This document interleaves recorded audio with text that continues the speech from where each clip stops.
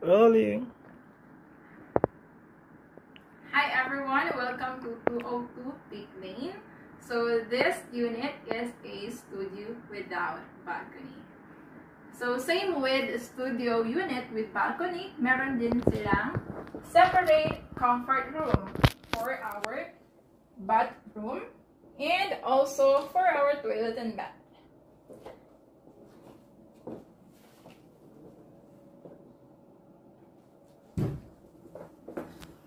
Again, this unit is a fully furnished unit.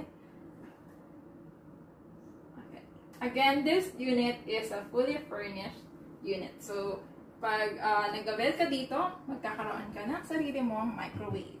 And also, a refrigerator. Kung hindi ka naman problema sa pag-design ng iyong kitchen countertop.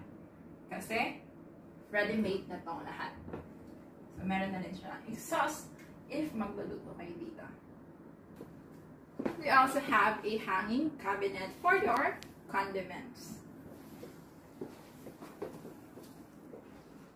So, what I love about this studio unit, meron na silang built-in cabinet wherein ang kanyang texture is parang sa refrigerator.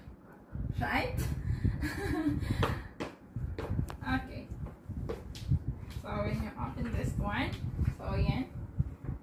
This cabinet is divided into 4 parts. So, pwede dito yung mga uniforms and also dito yung mga nakatupik mong damit.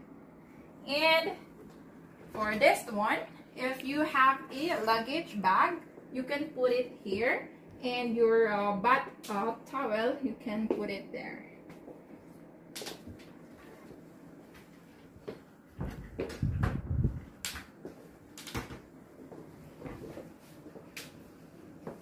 So again, this studio unit is perfect if marami kang kids. And also if they are studying, right? So this studio unit has a built-in study table for your kids. So this room is divided into 4 bed space. We have here 1, 2, and 3, and 4.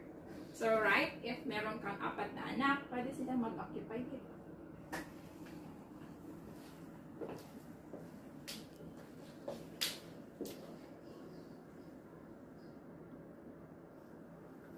Again, welcome to 202 Peak Lane.